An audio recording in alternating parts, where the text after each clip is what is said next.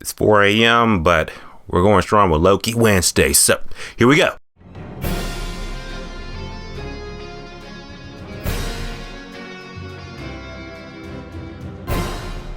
Loki episode 2 variant. So Loki episode 2 is the second episode of Loki.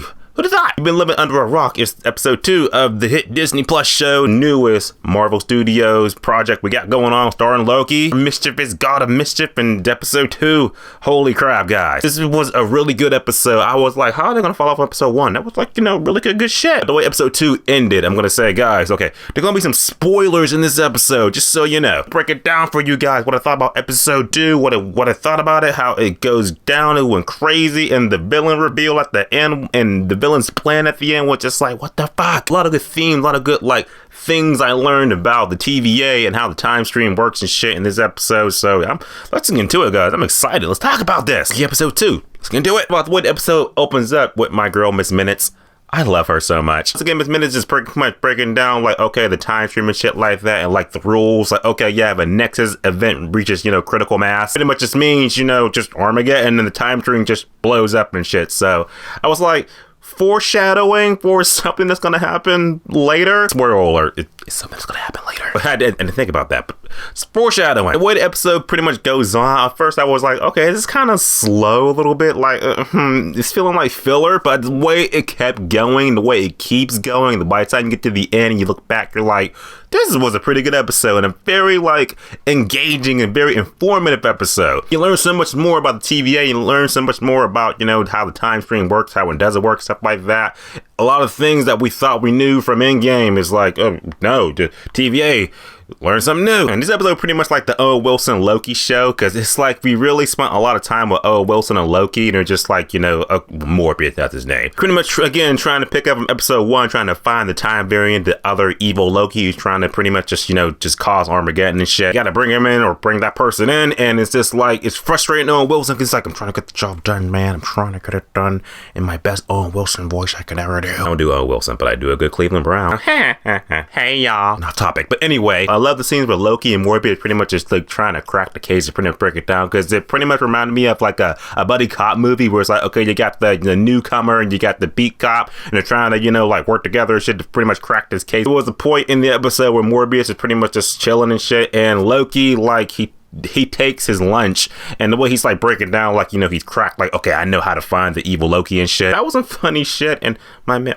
what's his name? The guy who got the Infinity Stones. What's his name? Fuck, I can't remember his name. It's 4 a.m. We learn a lot of new things about the TVA and learn new things about how the time stream works, because Loki pretty much just confirmed that, okay, the evil Loki is pretty much hiding out in apocalypse events and shit in the sacred timeline. But apocalypse events, you can't change things that are going to happen in those events. Nothing's going to happen because it's meant to happen. To test this theory, Loki and Morbius, they go to Pompeii. You saw in the trailer, pretty much Loki just causes mischief, causes chaos, shit like that, and Morbius is just oh my god, don't do that, because you're gonna fuck up the timeline, you're gonna make branch reality. But they do that, and Pompeii explodes, and guess what?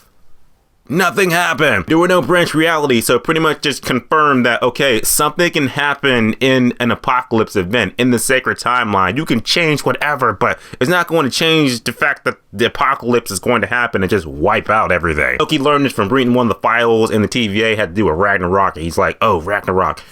Okay, whatever. He learns that, okay, yeah, an extinction level event will happen, but that's not going to change anything in the timeline. Nothing you do will change anything because it's going to get wiped out anyway. Interesting shit. Fast forward, get to the end of the episode where he finds out that the evil Loki is at that rocks cart storage place or whatever. I guess it was a supermarket. They find the evil Loki down there, and pretty much you find the evil Loki. I guess he's not really evil. Well, he is evil. Your face gets revealed, and it's spoiler alert, he gets revealed, and it's Lady Loki. What? So Lady Loki pretty much, she's hypnotizing everybody. She's controlling people and shit with her powers, and they have a fight scene because it's Marvel. We gotta have a fight scene and shit to meet our quota. Loki's pretty much team up with me. We can just overthrow the TVA and just, rule it all, rule the galaxy, rule it all. He's just nah, I don't want to do that. I just want to cause chaos.